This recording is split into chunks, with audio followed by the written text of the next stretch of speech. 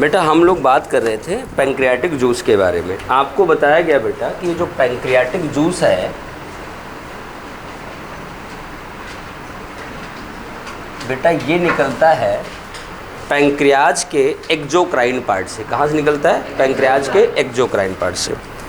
बेटा exocrine endocrine का मतलब मैं बता रखा हूँ, फिर बताता हूँ। एक्सोक्राइन का मतलब होता है ग्लैंड में अगर अपना सिक्रीशन निकालने के लिए ट्यूब पाई जाए, क्या पाई जाए? ट्यूब पाई जाए, और वो अपना मैटर अपने से बाहर निकाले ट्यूब के जरिए, उसे कहेंगे एक्सो। एक्सो मतलब बाहर, क्राइन मतलब सिक्रीशन, एक्सोक्राइन। अगर कोई ग्लैंड अपना सिक्रीशन अपने अंदर ही रिलीज कर दे, कहाँ रिलीज कर दे? अपने अंदर रिलीज कर दे, उसे कहेंगे एंडोक्राइन। क्यों? क्योंकि एंडो मतलब भीतर, क्राइन मतलब सिक्रीशन। अंदर सिक्रीट कर रही है एंडोक्राइन, अपने से बाहर सिक्रीट कर रही है एक्सोक्राइन। हो गया। अब मिक्स किसे कहेंगे? जिसमें एक्सो और एंडो पार्ट दोनों पाए जाते हो। तो बेटा इसमें एक्सो और एंडो दोनों होते हैं पैंक्रियाज में। इसका 98% पार्ट एक्सोक्राइन होता है जो कि डाइजेस्टिव एंजाइम निकालता है। 2% पार्ट एंडोक्राइन होता है, अल्फा बीटा सेल जो आपने 10th में पढ़ा होगा, वो हार्मोन निकालते हो, हार्मोन वाले चैप्टर में मिलेंगे। ठीक, यहाँ बेटा हमने बात किया कि एक्सोक्राइन पार्ट से निकलता है। ठीक, अब पैंक्रियाटिक जूस जो निकलेगा उसमें क्या क्या होगा? एक्चुअल में इसमें होगा बेटा, आपने अभी तक पढ़ा ट्रिप्सिनोजन और काइमोट्रिप्सिनोजन और प्रोकार्बोक्सी पेप्टाइडेज। बेटा पेप्टिडेज कहीं कहीं के एक्सेंट में आता है, वैसे इन जनरल अमेरिकन इंग्लिश में हम लोग इसे पेप्टाइडेज पढ़ते हैं। ठीक, ध्यान देना, प्रोकार्बोक्सी पेप्टाइडेज। इसके अलावा हमारे पास क्या था? Pancreatic lipase, pancreatic amylase and nuclease. यही हो गया बेटा। ध्यान देना कि ये जो ऊपर वाले तीनों हैं ये प्रोटीन डाइजेस्ट करने वाले एंजाइम हैं। क्या डाइजेस्ट करने वाले हैं? प्रोटीन डाइजेस्ट करने वाले एंजाइम हैं। बेटा ध्यान देना। और ये लाइपेज जो है ये क्या है? लिपिड, लिपिड को तोड़ता है, मतलब फैट पचाने वाला है। अमाइल मतलब कार्बोहाइड्रेट, आपने पढ़ा हो ना, एमाइलेज, एमाइलोपेक्टिन, ये carbohydrate. Nuclease, nucleic acid plus ase, nucleic acid को तोड़ने वाला, अगर आपके भोजन में डीएनए आरएनए जाता है उसको पचाने में हेल्प करता है। ठीक, तो सबसे पहले हम यहाँ से बात शुरू करेंगे। बेटा ध्यान देना, हिमांशी आपको बताया गया था कि ट्रिप्सिनोजन जो है इसको कौन एक्टिवेट करेगा? एंटेरोकाइनेज। बेटा याद है ट्रिप्सिनोजन किस में चेंज हो जाएगा? ट्रिप्सिन। मैंने आपको एक बात बताई थी कि ट्रिप्सिनोजन पहले ट्रिप्सिन में एक्टिवेट होगा। किस में एक्टिवेट होगा? ट्रिप्सिन में। और ये जो ट्रिप्सिन बनेगा, ये जो ट्रिप्सिन बनेगा, it activates chymotrypsinogen into chymotrypsin and procarboxypeptidase into carboxypeptidase. लिखने को हम लोग एक साथ लिख दें यहाँ पे, लेकिन सही बात ये है कि याद है, यही बात मैंने स्टमक में भी बताया था कि पेप्सिनोजन पहले पेप्सिन में कन्वर्ट होता है, फिर बाकी को एक्टिवेट करता है और अपने बचे मॉलिक्यूल को भी एक्टिवेट करता है। बेटा आप वैसे जान लो एक लाइन, आगे आप पढ़ोगे रसायन शास्त्र में, रसायन शास्त्र समझते हो ना, केमिस्ट्री में, वहाँ एक बात होती है कि अगर केमिकल रिएक्शन में बनने वाला प्रोडक्ट कैटलिस्ट का काम करता है तो उस रिएक्शन को कहते हैं ऑटो कैटालाइटिक रिएक्शन, कहते हैं ना। तो बेटा ये ऑटो कैटालाइटिक प्रोसेस होती है कि ये ट्रिप्सिन बनेगा, ये ट्रिप्सिन बाकी ट्रिप्सिनोजन को भी एक्टिवेट करने में हेल्प करेगा। इसके अलावा यहाँ पर आपके पास जो काइमो ट्रिप्सिनोजन होता है और प्रोकार्बोक्सी पेप्टाइडेज होते हैं, इनको भी क्या करेगा? एक्टिवेट करेगा। किसमें?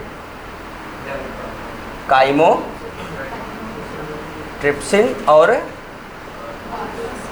Carboxy peptidase. यही बताया बेटा। ध्यान देना, अब ठीक हो गए तुम? क्या हो गया था?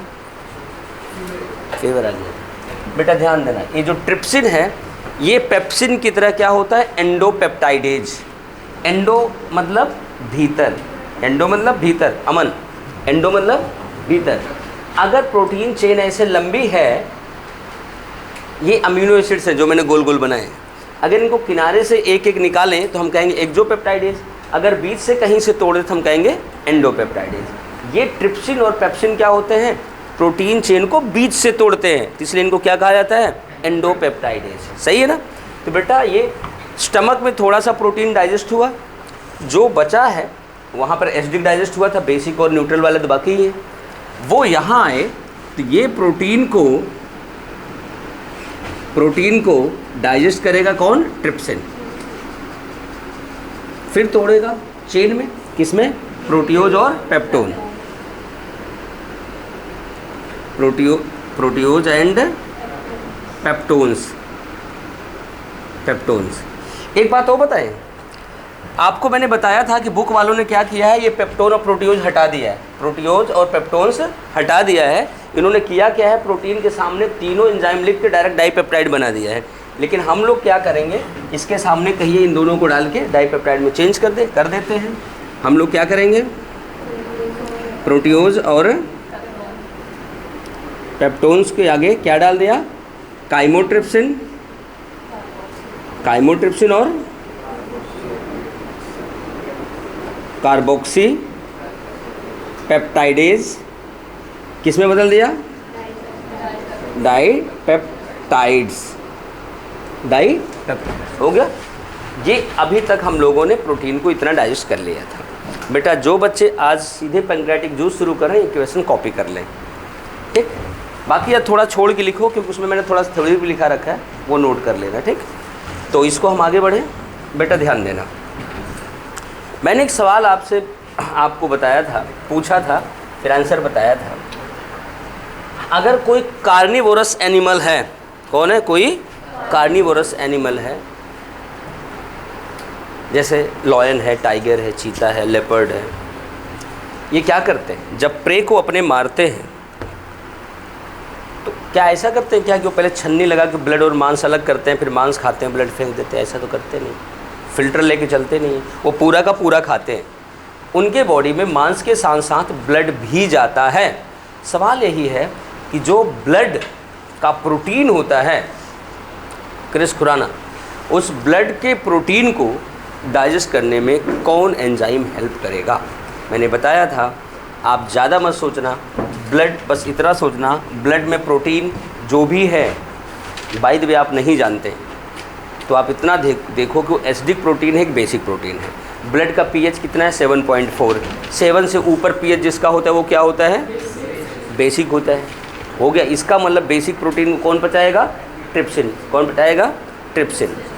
इसका मतलब ब्लड प्रोटीन के डाइजेशन में कौन हेल्प करेगा, कुसुम, ट्रिप्सिन। कौन करेगा, ट्रिप्सिन। बस सीधा सीधा आंसर है, लिखवा दे, लिखो। ब्लड प्रोटीन हाइड्रोलाइज बाई मतलब digested by trypsin in carnivorous animals, digested by trypsin. Blood proteins are hydrolysed by या digested by trypsin in carnivorous animals, in carnivorous animals. हो गया, इतना लिख लिया। एक यहाँ पर स्टार पॉइंट लिखना है आपको। स्टार क्या लिखना है मैं बता दे रहा हूँ। लिखना ये है कि ट्रिप्सिनोजन को ट्रिप्सिन में एक्टिवेट करता है एंटेरोकाइनेज, दैट इज एंजाइम। ये एंजाइम है जो कि दूसरे एंजाइम को एक्टिवेट करता है। And enterokinase is secretion of wall of intestine, बताया था, इसीलिए तो स्टार बनवा रहा हूँ। लिखो, स्टार बनाओ, लिखो। एंटेरोकाइनेज is an enzyme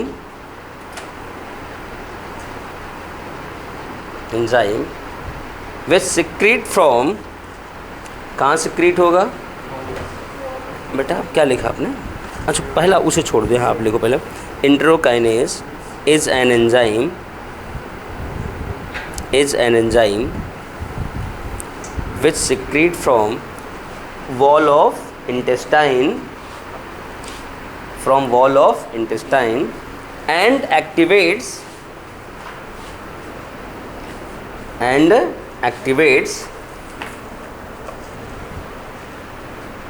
किसको एक्टिवेट करेगा? Trypsinogen into trypsin, activates trypsinogen into trypsin. हो गया?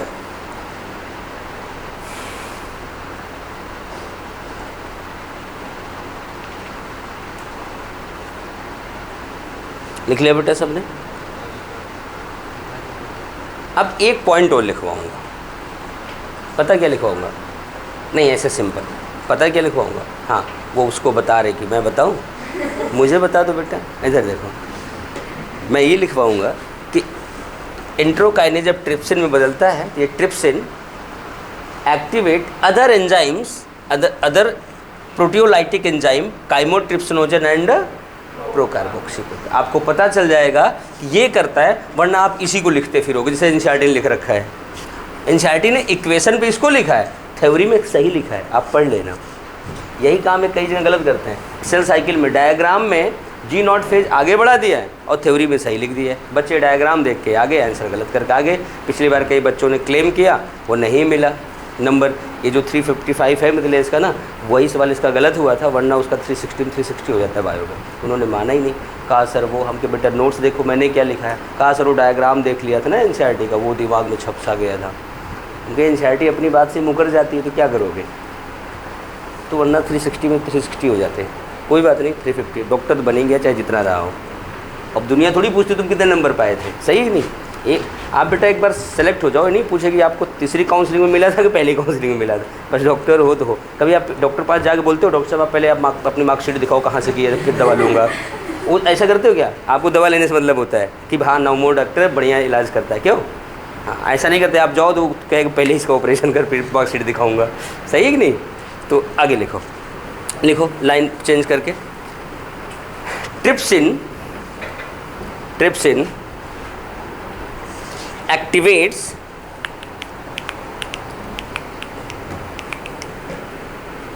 काइमोट्रिप्सिनोजन, काइमो CHYMO, CH का हो जाता है ना काइमो, लेकिन ज़रूरी नहीं कि हर जगह हो। इसके भी कई रूल होते हैं। इसके आगे कौन सा लेटर आएगा तब मानोगे, YIE का होगा, बाकी च बनेगा, ऐसा भी होता है।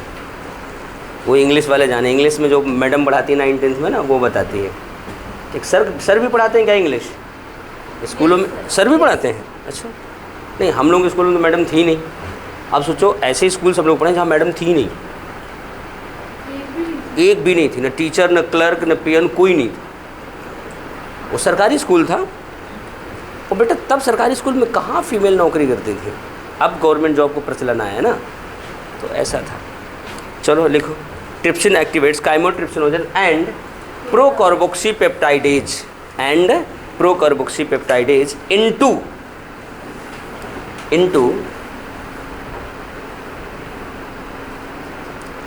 Chymotrypsin and carboxypeptidase respectively. क्योंकि आप ऐसा नहीं कि उसको उसमें कर देगी, ठीक? And carboxypeptidase respectively.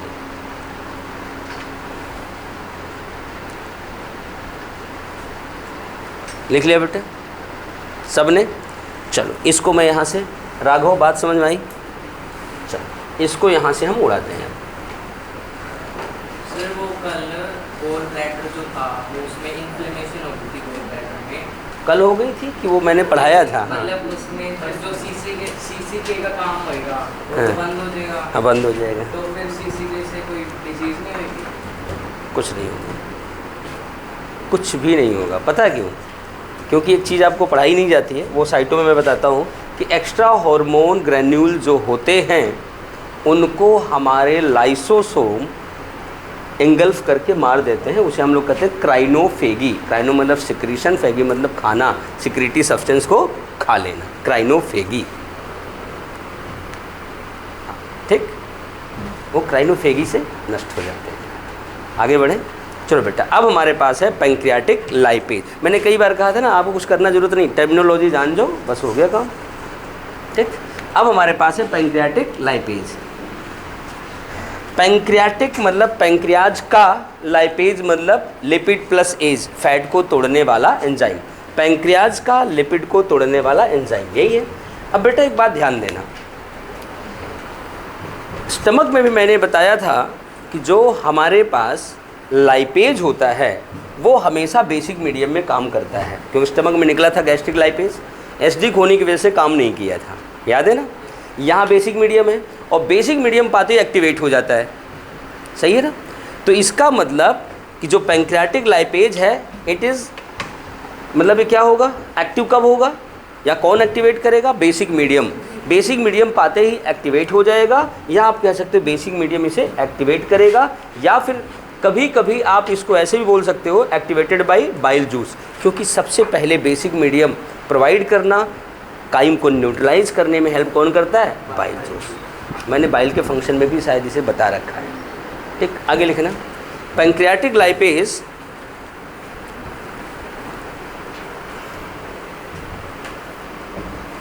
pancreatic lipase is activated by bile juice bracket में basic medium, bile juice bracket में बेसिक मीडियम। अब देखो बेटा, अभी जैसे इस बच्चे ने, अंश ने सवाल पूछा, अंश नाम है ना, हाँ, सवाल पूछा सर गॉल ब्लैडर निकाल देंगे तो क्या सीसीके से कोई प्रॉब्लम होगा कि नहीं। ये आपका कोई सवाल नहीं है, लेकिन ये सवाल ज़रूर बना हुआ है आपके पीएमटी में कि अगर हम गॉल ब्लैडर निकाल देंगे तो क्या होगा, वो ऑप्शन डाइजेशन के रिलेटेड होंगे। बेटा सबसे पहला पॉइंट आप सोचो, जब आपने गॉल ब्लैडर निकाल दिया तो स्टमक से काइम यहाँ आया, एसिडिक आया, क्योंकि स्टमक में HCl होता है। अब उसको बाइल जूस नहीं मिलेगा, न्यूट्रलाइज होने के चांसेस कम है। जितना पैंक्रियाटिक जूस इंटेस्टाइन जूस कर पाएगा वही होगा, पहले से न्यूट्रलाइजेशन नहीं होगा, सही है ना। दूसरा, आपका पैंक्रियाटिक लाइपेज एक्टिवेट ही नहीं हो पाएगा उतना जितना पहले हो जाता। तीसरा, इमल्सिफिकेशन ऑफ फैट नहीं हो पाएगा, कुल मिला के फैट का डाइजेशन अफेक्ट हो जाएगा। क्यों रुचिका, बात यही है ना, क्योंकि तीनों फैट वाले ही तो काम है। बात समझ में आई ना। अब देखो, यहाँ मैंने लास्ट पॉइंट बताया था, इमल्सिफिकेशन नहीं होगा, सही है। मैं आपको बता दूं बेटा, पैंक्रियाटिक लाइपेज अगर हमारा एक्टिवेट भी है, इसके बावजूद अगर इमल्सिफिकेशन नहीं हुआ तो फैट का डाइजेशन नहीं होगा, फैट का डाइजेशन नहीं होगा। कुल मिला के हमें इमल्सिफिकेशन चाहिए। बेटा रौनक बताओ इमल्सिफिकेशन क्या होता है, मैंने लिखवा रखा है, कौन बताएगा, हाथ उठाओ। कईयों ने हाथ उठा दिए तुम्हारे सिवा, बताओ, मैंने तुम पे भरोसा करके पूछा था, अब तुम भी उठाओ। हाँ बताओ नव्या, कौन बताएगा, अंश बताओ। नहीं बेटा प्रॉपर,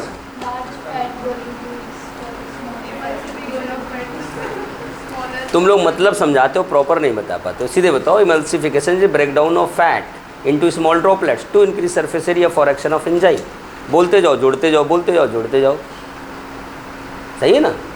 इमल्सिफिकेशन क्या है, टू ब्रेक किसको, लार्ज टू स्मॉल, किसके लिए, टू इंक्रीज सरफेस एरिया, क्यों, फॉर एक्शन ऑफ एंजाइम। हो गया काम, क्यों रटते हो भैया, समझ गए ना। चलो, अब इमल्सिफाइड फैट पे पैंक्रियाटिक लाइपेज काम करेगा। सोलंकी बात सही है ना। हाँ हाँ जी, इसका स्टाइल बड़ा सही है। हाँ जी, इधर देखो, अब क्या है हमारे पास, इमल्सिफाइड फैट है। यहाँ हम लोग लिखने का फैट लिख देते हैं, बट आप एग्ज़ाम में ज़रूर ध्यान देना, यहाँ पर मैं लिख दे रहा हूँ इमल्सिफाइड। क्यों, क्योंकि बेटा एग्जामिनर साहब इतने तेज़ हैं, बुजुर्ग प्राणी, आजकल तो जवान भी लोग भी बन जाते हैं साहब, मौका मिल जाता है पेपर बनाने का। ये ऐसे सवाल देंगे कि लाइपेज एक्शन किस पे करेगा, बेटर एक्शन है, किसको डाइजेस्ट करेगा, फैट, इमल्सिफाइड फैट। आपने तो फैट देखा, मार दिया आंसर। जब आप OMR काला करके घर आए, फिर देखो तेरे के नीचे तो इमल्सिफाइड भी है, सही है ना। तो ओवर एक्साइटेशन नहीं, आपको चारों ऑप्शन पढ़ना है, प्रॉपर टाइम मिलता है, बिना पूरी बात सुने आप। देखो इंसान की हमारी फितरत होती है, मैं कोई बात टॉपिक पढ़ा रहा हूँ, आप लोग बिना टॉपिक पूरी ख़त्म हुए बीच में अपना सवाल पूछ लेते हो, या फिर टीचर कभी बच्चे पूरा सवाल सुने आंसर दे देता है, वही काम आप करते हो कि बिना चारों ऑप्शन पढ़े आंसर दे देते हो और कभी कभी गलती हो जाती है। सामने वाले की पूरी बात सुन लो, फिर अपने विचार व्यक्त करो। लोग कहते हैं ना, अच्छे वक्ता बनने के लिए अच्छे श्रोता बनो, तो अच्छा आंसर देने के लिए अच्छे तरीके से पूरा सवाल पढ़ो। ध्यान देना, वहाँ इमल्सिफाइड मिलेगा तो वो बेटर आंसर होगा, क्योंकि बिना इमल्सिफिकेशन डाइजेशन हो ही नहीं सकता। अब बेटा फैट किस में डाइजेस्ट होगा, ये आपके लिए एक चैलेंज है। इस चैलेंज को मैं अभी इजी कर देता हूँ।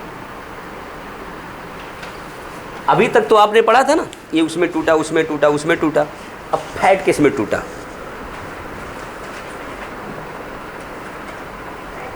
पहले हमें जानना फैट होता क्या है।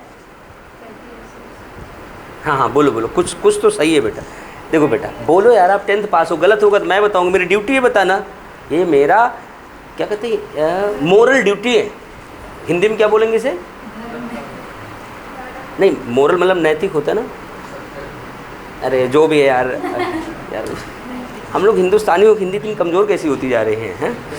इसे क्या बोलते हैं, कुछ बोलते हैं, नैतिक मूल्य तो अलग होता है बेटा। नैतिक कर्म, नैतिक जो भी है, छोड़ दो, नैतिक को छोड़ो।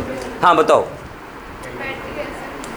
नहीं बेटा देखो, यही AIPMT 2018 का सवाल है, विच of following is not polymer, उसमें भी सवाल था। बेटा देखना, आपने जब कार्बोहाइड्रेट को तोड़ा, स्टार्च को या सेल्यूलोज को, आपको ग्लूकोज मिलते हैं।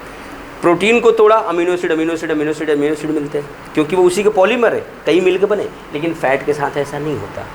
आपको बता दूं, फैट में आपने कहा फैटी एसिड होते हैं, हमने मान लिया फैटी एसिड RCOOH,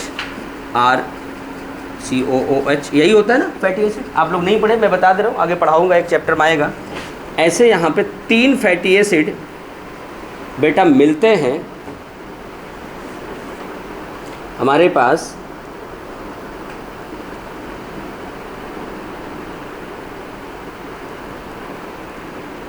इनसे, क्योंकि इनके पास OH लगा होता है ना, ऐसा, तब जाके फैट बनता है। बेटा फैटी एसिड के पॉलीमर है ही नहीं है। क्यों? क्योंकि ये वाली जो चेन लगी है, tri hydroxy propane, it is called as glycerol. किसी भी फैट मॉलिक्यूल में एक ग्लिसरॉल और 3 फैटी एसिड होते हैं, ये पॉलीमर तो हुआ ही नहीं। पॉलीमर तब होता है जब सेम यूनिट जुड़े। और ध्यान रखना, ये भी PMT का सवाल है। एक बार एग्जामिनर अंकल ने भी पूछा था कि एक फैट में या ट्राइग्लिसराइड में क्या क्या होता है। मैं सारा आंसर निकाल के आपको दिखाता हूँ, इस स्ट्रक्चर पर ना जाओ, नहीं तो आप डर जाओ, कहोगे तो केमिस्ट्री से भी खतरनाक है। तो आप रुक जाओ थोड़ा सा, इधर देखो। ये जो फैट आप खाते हो, एक्चुअल वो फैट होता है हमारा बेटा ट्राइग्लिसराइड। ये वर्ड मैं बोल रहा हूँ, इस वर्ड के नाम से आपको डराया जाता है। ये जो कम पढ़े लिखे लोग फिटनेस मास्टर बनते हैं आजकल, 10वीं 12वीं कर लिया, BA कर लिया, डिस्टेंस एजुकेशन से 6 महीने कोर्स कर लिया, योगा एंड फिटनेस ट्रेनिंग बन जाते ना, वो आपको डाइट बताते हैं, ये खाना है, शरीर में ये होता है। बायो को तो घेला नहीं पता है, लेकिन आपको प्रोसेस बताते हैं क्या खाने से क्या हो जाता है। कभी कभी मैं देखता हूँ उनको, ऐसे क्लिप आ जाती है। अभी किसी बॉडी बिल्डर बता रहा, मैं कह यार पता चला कि उसका बैकग्राउंड कुछ भी नहीं पढ़ा लिखा है, वो लोगों को साइंस समझा रहा है कि मैं ये खाता हूँ, वो खाता हूँ, ये खाने से वो हो जाता है। इंडिया में कोरोना आने पे सारे डॉक्टर हो गए थे, ये प्याज ले लो, इसको काटो, इसको खाओ, डाल के छींको, नींबू डालो, कोरोना सही, टेस्ट नेगेटिव, सही, सारे डॉक्टर हो गए थे, सही ना। वैक्सीन आते यूट्यूब पे इतने डॉक्टर, ये लगवाने से ये होगा, वो लगवाने से होगा। इंडिया में सारे डॉक्टर हैं भाई साहब। अपने मोहल्ले में देखो, एक आदमी का घुटना उससे सही हो गया, बगल वाले भाई ये टेबलेट खा ले, मेरा इससे सही हुआ था, लो। तो ये मुद्दा है इंडिया में, तो ध्यान देना, इस पर परेशान मत होना, आप लॉजिक पे जाओ। इसका नाम है ट्राइग्लिसराइड, ठीक। क्यों है देखना। अब पैंक्रेटिक लाइपेज इस पे काम करेगा, ट्राइग्लिसराइड से क्या निकलेगा बेटा, यहाँ ध्यान देना सपना, फैटी एसिड प्लस डाइग्लिसराइड। क्या बनेगा? डाइग्लिसराइड हो गया। अब ये जो डाइग्लिसराइड है, अब यहाँ लिख दें सीधे, यहाँ हमारे पास डाइग्लिसराइड को लाते हैं। डाइग्लिसराइड को लिखें अगर हम, यहाँ पर ये आएगा पैंक्रेटिक लाइपेज, यहाँ फिर निकलेगा fatty acid plus mono glyceride. बेटा पैंक्रियाटिक लाइपेज का काम सिर्फ इतना ही होता है, मतलब यही आगे जाके फिर काम करता है। मैं बता दूं आगे क्या करेगा। आगे करेगा बेटा मोनोग्लिसराइड पे काम। मोनोग्लिसराइड पे पैंक्रियाटिक लाइपेज काम करेगा, यहाँ बना देगा फैटी एसिड प्लस ग्लिसरॉल। अब एग्जामिनर अंकल ने एक बार पूछा था कि एक एडिबल फैट या ट्राइग्लिसराइड में के बारे में क्या क्या सही है, कितने ग्लिसरॉल और कितने फैटी एसिड है। बच्चे दिमागदार, ट्राइग्लिसराइड 3 ग्लिसरॉल, ट्राइग्लिसराइड 3 ग्लिसरॉल लगा के आ गए, आंसर गलत। अरे भैया आप इस पे जाओ, देखो अब इक्वेशन आता है थोड़ा सा ना, अब काटो इसको, उधर से डाई डाई कट गया, मोनो मोनो कट गया, आपके पास बचा क्या, यहाँ बचा ऊपर यहाँ ट्राइग्लिसराइड इक्वल क्या बचेगा 1 2 3 फैटी एसिड प्लस ये दोनों कट चुके हैं, क्या बचा ग्लिसरॉल। ये आपका है सवाल कि एक ट्राइग्लिसराइड में कितने फैटी एसिड और कितने ग्लिसरॉल होते हैं। आप बताओगे एक ट्राइग्लिसराइड एसिड में, एक ट्राइग्लिसराइड में 3 फैटी एसिड एंड 1 ग्लिसरॉल होते हैं। मैंने इक्वेशन से भी आपको दिखा दिया, समझ गए ना। फैट जो खाते हैं वही तो है ट्राइग्लिसराइड, जो नेचुरल फैट खाते हैं वो ट्राइग्लिसराइड है बेटा। और इमल्सिफाइड को भी यही कहते हैं। नहीं, एडिबल फैट है ना, लिखा गया है कि ट्राइग्लिसराइड हम खाते हैं, ये इमल्सिफिकेशन के बाद पचता है। ये तो मैंने इसके बारे में लिखा कौन सा फैट होता है जिससे पता चल जाए, ठीक, वरना ये बुक में लिखा नहीं मिलेगा आपको। इसी से सवाल बनेगा, कॉपी करो आप। और ये सवाल बड़ा इंपॉर्टेंट है, आता है।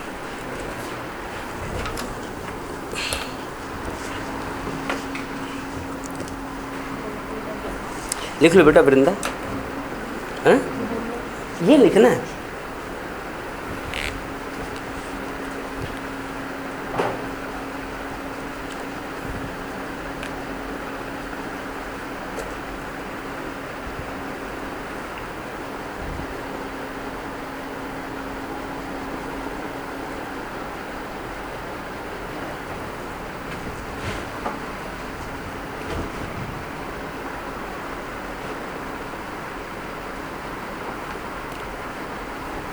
जसविंदर लिख लिया।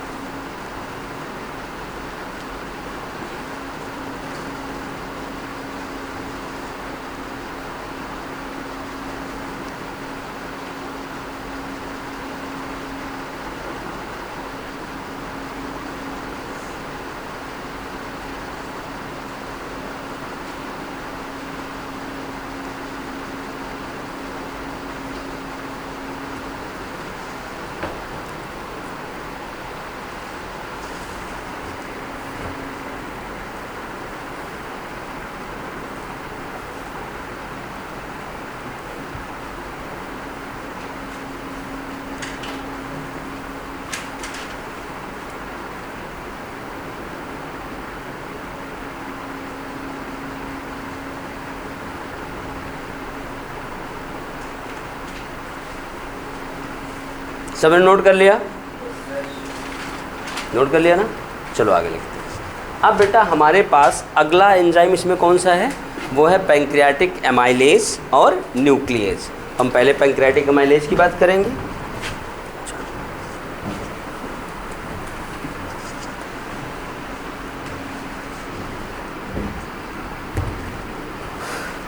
बेटा ध्यान देना, पैंक्रियाटिक एमाइलेज, एमाइल वर्ड किसके लिए आता है, स्टार्च या कार्बोहाइड्रेट के लिए। तो यहाँ पर बेटा स्टार्च आएगा, स्टार्च पे पैंक्रियाटिक अमाइलेज काम करेगा। अमाइलेज आपकी बॉडी में एक जगह और निकलता है बेटा, माउथ में। जब आप भोजन चबाते हो ना, सलाइवा में होता है, वो 30 से 35% भोजन को, स्टार्च को माउथ में डाइजेस्ट कर देता है। और इसी वजह से आप सूखी रोटी चबाओ, धीरे धीरे धीरे धीरे वो मीठी हो जाती है। क्यों? क्योंकि रोटी का starch convert into maltose. Maltose disaccharide जिसमें 2 ग्लूकोज होते हैं, वो अपने आप मीठा हो जाता है। बेटा ध्यान देना, जो 30 से 35% ऊपर पचा हुआ है, जो 65 से 70% नहीं डाइजेस्ट हुआ है, वो आके यहाँ डाइजेस्ट होगा। समझ गए, वो यहाँ आके डाइजेस्ट होगा। अभी किस में बदलेगा, वही जिसमें वो बदला था,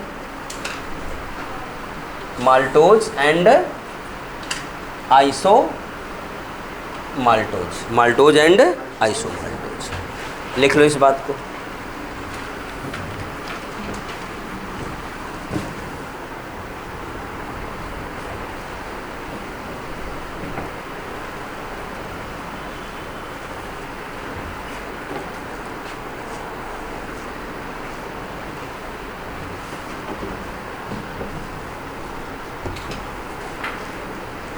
लिख लिया?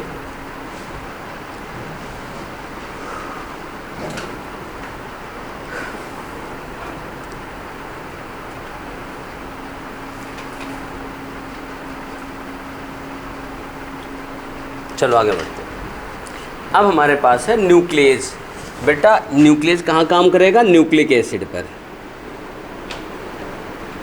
किसी न्यूक्लिक एसिड का नाम बता सकते हो?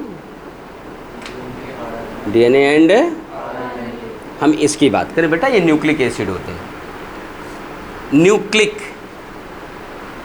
इनसाइड द न्यूक्लियस, ऐसे एसिड्स हैं जो न्यूक्लियस के भीतर पाए जाते हैं, इसलिए इनका नाम न्यूक्लिक एसिड है। न्यूक्लिक एसिड हो गया। न्यूक्लिक एसिड को तोड़ेगा बेटा न्यूक्लियेज। इसकी जो यूनिट्स होती है, किसकी चेन होती है, न्यूक्लियोटाइड्स की। किसकी होती है, न्यूक्लियोटाइड्स। जैसे प्रोटीन जो जुड़ते हैं चेन, उन्हें पेप्टाइड्स कहते हैं। यहाँ पर जो चेन बनाने वाले यूनिट उन्हें कहते हैं न्यूक्लियोटाइड। आपने थोड़ा न्यूक्लियोटाइड का नाम सुना है? एडेनोसिन, ग्वानिन, नहीं सुना है? नहीं सुना, कोई बात नहीं, बस इतना जानो कि न्यूक्लिक एसिड जो होता है उसमें ऐसे बहुत सारे यूनिट्स होती हैं, ये इन्हें कहते हैं न्यूक्लियोटाइड्स। ठीक, अगर न्यूक्लियोटाइड को हम एक्सप्लेन करें, थोड़ा सा मुझे बताना पड़ेगा। बेटा देखो न्यूक्लियोटाइड में क्या क्या होता है। एक होता है यहाँ पर पेंटोज शुगर, ये शुगर, शुगर के यहाँ लगा होता है नाइट्रोजनस बेस, और उसके बाद यहाँ लगा होता है फॉस्फेट। ये हो गया न्यूक्लियोटाइड। अब बेटा दूसरा न्यूक्लियोटाइड कैसे बनेगा, दूसरा इसके साथ कैसे जुड़ेगा?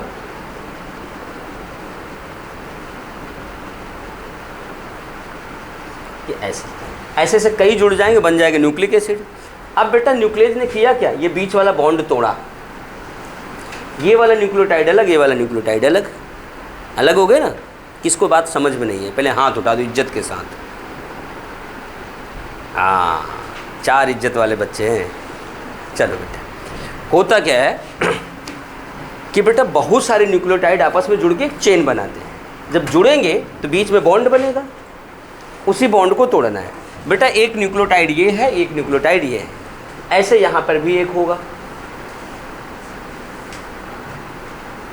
होगा। ये सारे आपस में ऐसे जुड़ जाएंगे, जुड़ जाएंगे, कि पूरी चेन बन जाएगी कि नहीं। अब इस बीच के कनेक्शन को काट दो, सारे न्यूक्लियोटाइड अलग हो जाएंगे। इस न्यूक्लियस ने क्या किया, इस बीच वाले कनेक्शन को काट दिया, सारे न्यूक्लियोटाइड अलग, ये वाला अलग, ये वाला अलग, सारे अलग हो गए। इसलिए क्या हुआ, न्यूक्लिक एसिड जो पूरी चेन थी पॉलीन्यूक्लियोटाइड, उस पर न्यूक्लियस ने तोड़ के सारे न्यूक्लियोटाइड को अलग कर दिया, हो गया। अब बेटा जो न्यूक्लियोटाइड है इसको भी तोड़ेगा एक, न्यूक्लियोटाइड को तोड़ेगा न्यूक्लियोटाइडेज। कौन तोड़ेगा, न्यूक्लियोटाइडेज। अब तोड़ेगा तो क्या करेगा, इधर देखना, ये क्या करेगा, ये फॉस्फेट को अलग करेगा। किसको अलग करेगा, फॉस्फेट को। फॉस्फेट को अलग किया तो ये शुगर बचा हुआ है और नाइट्रोजनस बेस। शुगर और नाइट्रोजनस बेस का जो ग्रुप होता है एक साथ जुड़ा हुआ, इसे हम लोग कहते हैं न्यूक्लियोसाइड। क्या बोलते हैं, न्यूक्लियो। अब कौन अलग हुआ, फॉस्फेट, फॉस्फेट अलग हो गया। अब न्यूक्लियोसाइड को तोड़ के शुगर और फॉस्फेट अलग किया जाएगा, वो इंटेस्टाइनल जूस में, वो एंजाइम होगा न्यूक्लियोसाइडेज, वो यहाँ से तोड़ देगा, फिर सारी चीज़ें हो गई। लेकिन अभी सिर्फ यहाँ तक, यहाँ सिर्फ 2 स्टेप होगा। एनसीईआरटी ने इस स्टेप को भी आगे लिखा है, ये भी बता दूँ। शुगर और प्लस नाइट्रोजनस बेस है, फॉस्फेट अलग हो गया ना, जो बचा वही है, बनाओ इसे बेटा। स्टेप वाइज चलते जाओ, सारा चीज़ होता जाएगा।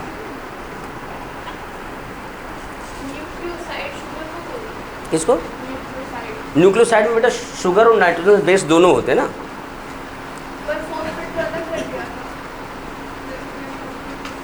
था। मेरे बच्चे, मैंने बताया sugar plus nitrogenous base plus phosphate, ये होता है न्यूक्लियोटाइड। जब इसको अलग कर दिया कि हो गया न्यूक्लियोसाइड। ये प्लस इसलिए लगाया, रिएक्शन में तो प्लस ही लगाएंगे ना, उसमें जोड़ा नहीं है। वो रिएक्शन में साइड में जो प्रोडक्ट बनता है प्लस लगा के लिखते नहीं केमिस्ट्री में, हाँ, तो इसलिए बेटा प्लस लगाया। ये है न्यूक्लियोसाइड, शुगर और नाइट्रोजनस बेस। जसविंदर, बात अब भी नहीं आई समझ में? अमन सोलंकी आ गई, क्रिश खुराना आ गई।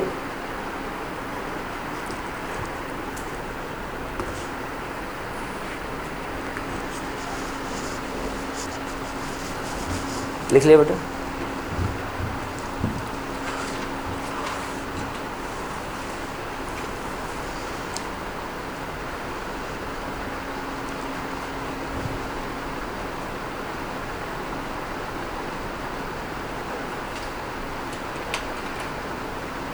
रुचिका नोट कर लिया?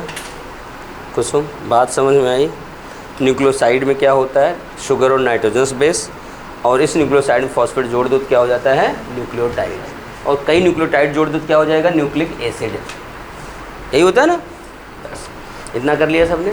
बेटा ये कहानी हो गई पैंक्रियाटिक जूस की। अब हेडिंग बनाओ intestinal juice. Intestinal juice,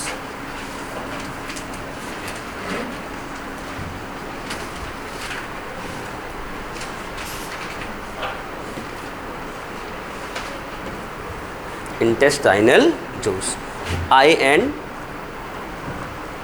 INTESTINALJUICE हो गया इंटेस्टाइनल जूस। अब सुनो इस बात को कि इंटेस्टाइनल जूस निकलेगा कहाँ से।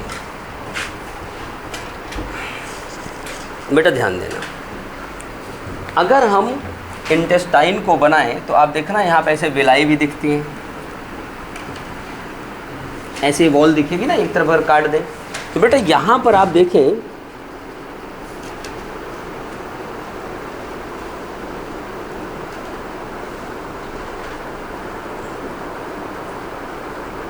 ऐसे उबार दिखते ही नहीं दिखते, माइक्रोविलाई दिखते। बेटा आपको बता दें, जो इंटेस्टाइन में ये लाइनिंग होती है, जो हमने लाइनिंग बनाई है, ये जो ब्रश बॉर्डरिंग बनाते हैं, ब्रश बॉर्डर सेल्स की सिक्रीशन, और इसके एपिथेलियम में जो म्यूकस सेल्स या गॉबलेट सेल्स होती हैं, इन दोनों का सिक्रीशन मिल करके, बेटा इसे नहीं बनाना था, ये तो मैं समझाने के लिए बनाया था, भी डायग्राम अच्छा से बनेगा इसका आगे। तो ये दोनों का सिक्रीशन मिल के बनाता है इंटेस्टाइनल जूस, जिसे हमारी बुक में लिखा जाता है सक्कस इंटेरिकस। क्या लिखा जाता है? सक्कस इंटेरिकस। समझ गए? अब इसके सिक्रीशन में जो रोल होता है, ब्रूनर ग्लैंड भी हेल्प करती है। सवाल है कि ब्रूनर ग्लैंड कहाँ पाई जाती है? मैं लिखवा चुका हूँ। हाँ, ये डायरेक्ट सवाल आता है, Brunner glands are present in sub mucosa of duodenum. Sub mucosa of duodenum, ये डायरेक्ट सवाल आता है, इसमें कोई फेरबदल होता ही नहीं। अगर कभी भी ऑप्शन है सीधी लाइन लिखे रहेगी सब म्यूकोसा ऑफ डिओडेनम, ठीक। तो इन तीनों चीज़ों का सिक्रेशन मिलके बनाएगा इंटेस्टाइनल जूस। अब समझने की बात ये है, इंटेस्टाइनल जूस चलो जहाँ से भी आया, लेकिन इसमें होता क्या है? इंटेस्टाइनल जूस में होता क्या है जानने की बात तो ये है, जिस तरह पैंक्रियाटिक जूस में और गैस्ट्रिक जूस में एंजाइम थे, उसी तरह यहाँ भी होंगे ना। तो बेटा इंटेस्टाइनल जूस में, अच्छा एक सवाल, इंटेस्टाइनल जूस के पहले आप पैंक्रियाटिक जूस में देखो किस किस भोजन के एंजाइम हैं। आपने देखा था सलाइवा में किसका था? पहले देखना, सिर्फ स्टार्च का था, न फैट का था न प्रोटीन का था। स्टमक में गैस्ट्रिक जूस, उसमें किसका था? सिर्फ प्रोटीन का था। लेकिन आप पैंक्रियाज में देखो, मानसी पैंक्रियाज में किसका किसका है?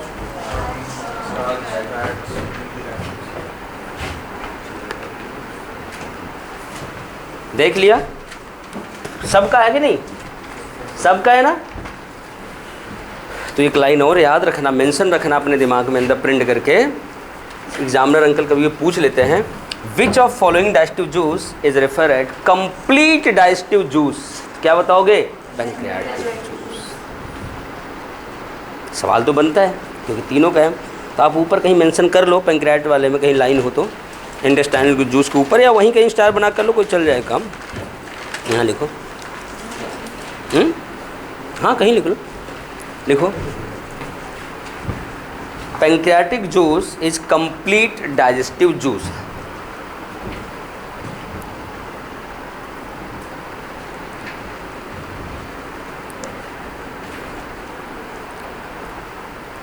Pancreatic juice is complete digestive juice. कोई अगर स्टेटमेंट में सवाल आ गया, statement 1 pancreatic juice is complete digestive juice, statement 2 क्या होना चाहिए? Because it contains enzyme for all types of food. इतना बड़ा स्टेटमेंट नहीं होगा।